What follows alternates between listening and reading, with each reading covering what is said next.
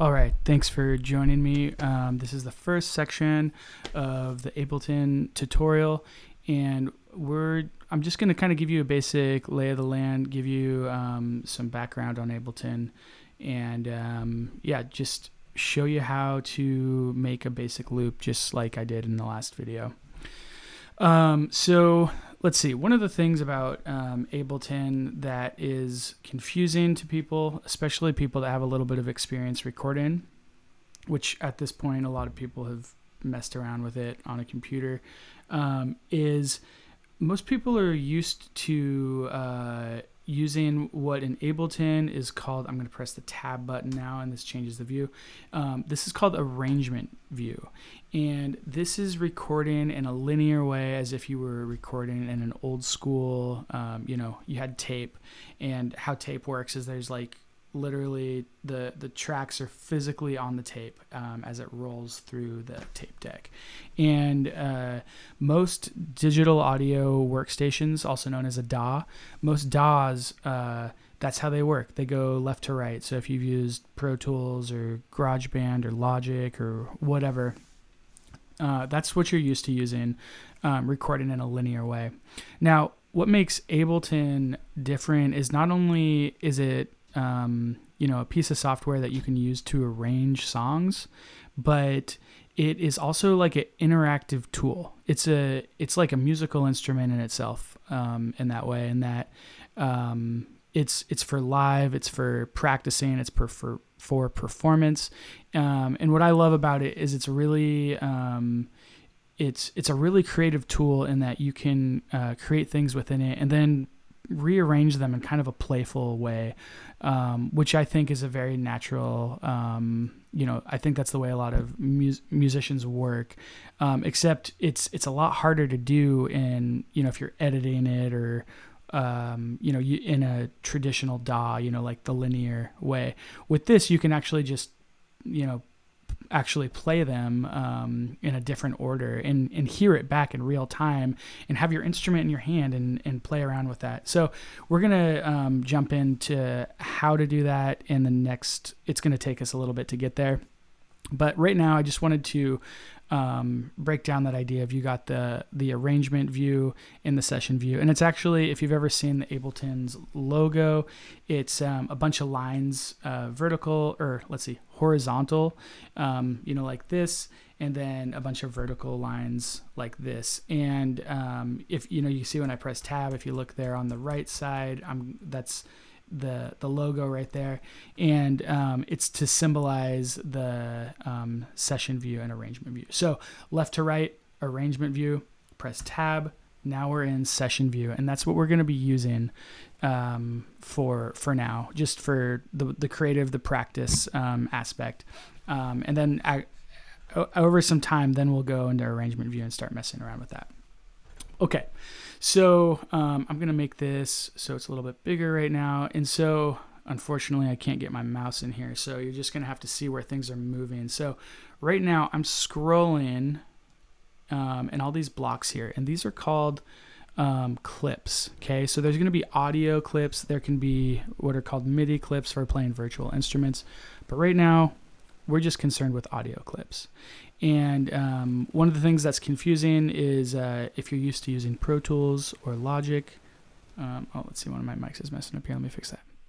If you're used to using Pro Tools or Logic in arrangement view, when you're usually in this vertical view, it's looking at the faders and the effects. So where all of these clips are is where you would be used to put in your reverb and your compressors and your EQs and all that stuff. And I just say that because when I first started messing around with Ableton, my friend was showing it, and it was just so confusing because of that reason. I was used to using this. It looked the same as other DAWs, but it was not the same. So that's what I want to just talk about that. So let's get some audio flowing here. So audio from, you gotta find your channel where your mic is plugged in or your guitar is plugged in. I am plugged in on channel 14 right there. It just turned red. Whoops. Okay, so monitor off. So that means I can't hear what's coming through here. Auto. I can only hear what's coming through here when I record enable the track, which I'm about to do by pressing this circle at the bottom, and it's going to turn red. All right, so now we got some green coming through.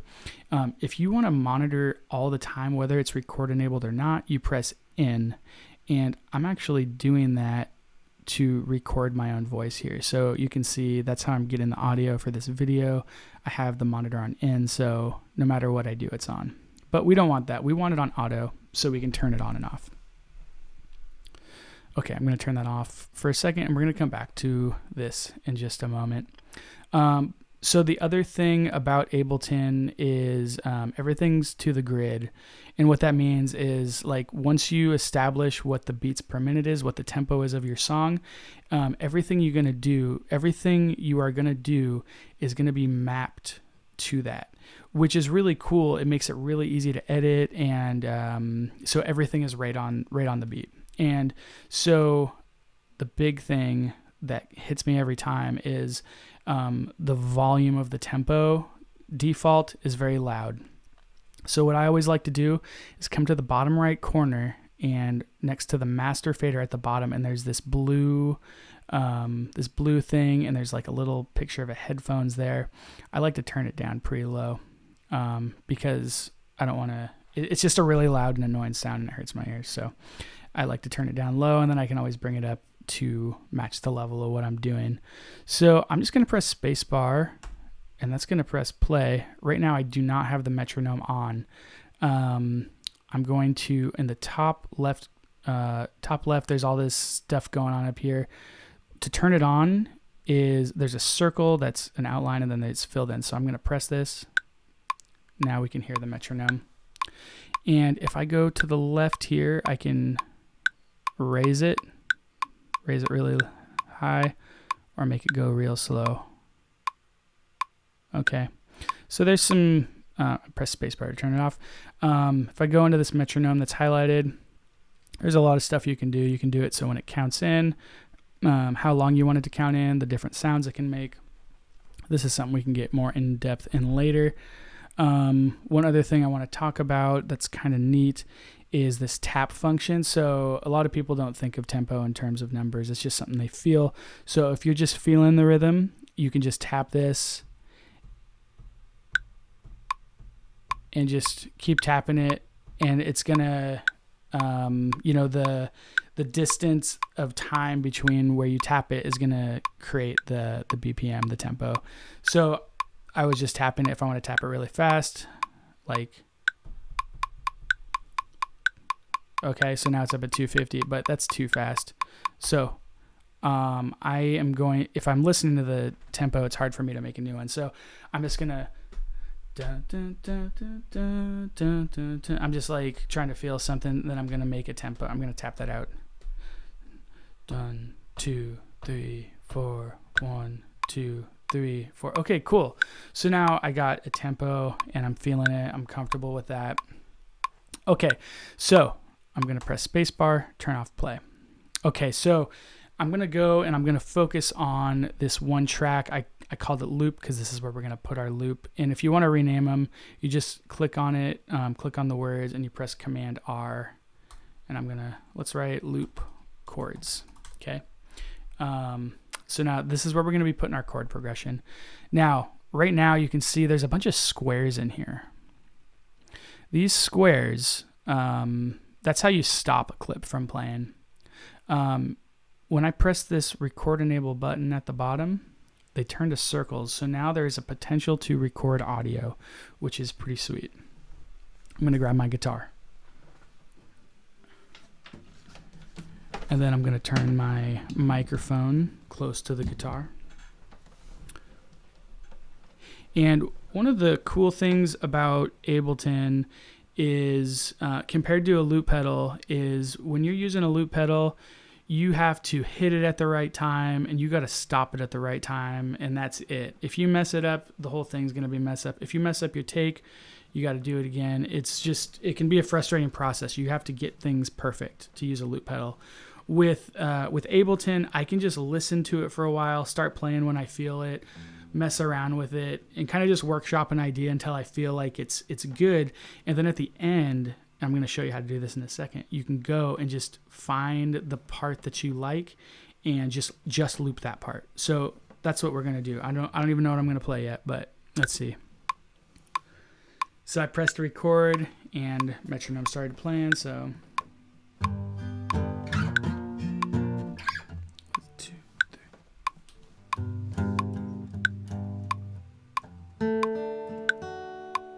4, 1, 2, 3, 4.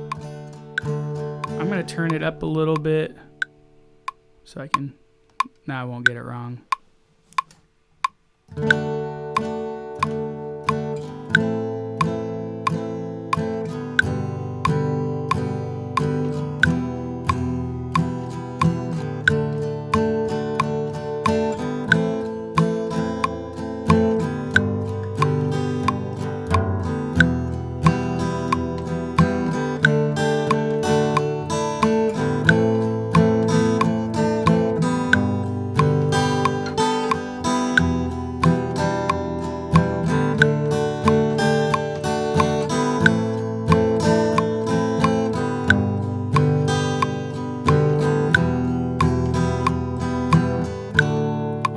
I like that.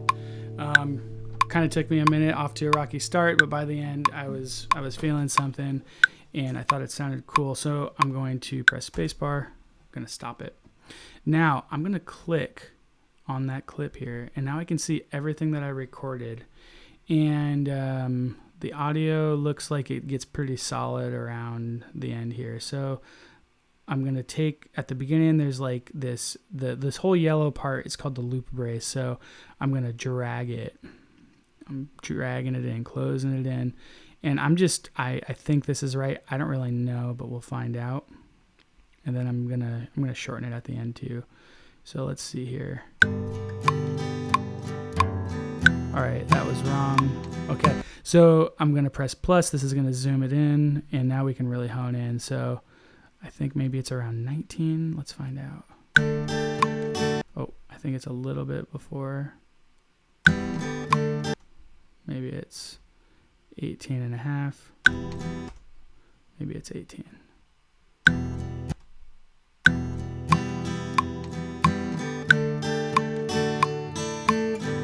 Oh, it was 19. Let's see.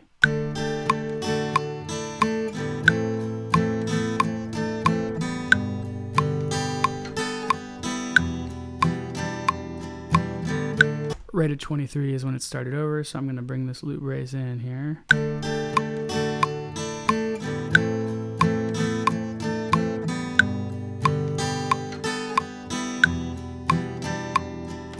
Awesome. Okay, I'm going to go to the top, and I'm going to get rid of, I'm going to hit the thing where the tempo or the metronome is. Now that we've established the rhythm with the acoustic guitar, we don't really need it.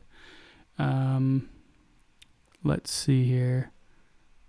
All right, now we can bring in, now I got my other one, we're just gonna play over it. And so here, how you can do, I've got another track here.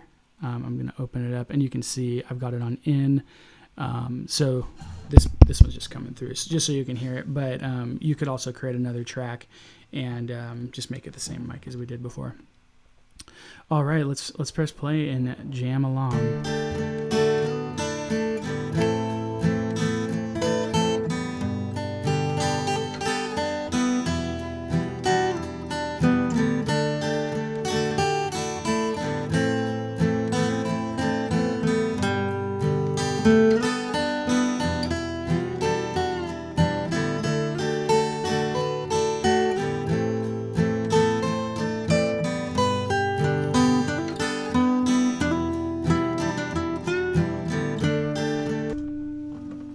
There you have it. Yeah, there I'm just playing along with the chords, and it's a lot of fun. So this is a great way to improve your skills playing lead and making a connection between the melody and the harmony, the lead guitar and the chord progression. And so in the next video, I'm going to talk about how to make a drum loop, just a really simple one to back up. It's kind of just it's like an introduction to using MIDI clips and a virtual instrument, the drum kit. And then in the last one, we're going to experiment with the idea of making multiple clips, and then playing them in different orders so that you can kind of just play with ideas and get instant feedback from a chord progression and a lead. And then we'll talk about printing it and making it like a thing that you can then export and just, it'll exist. All right. So thanks for tuning in, and check out the next one.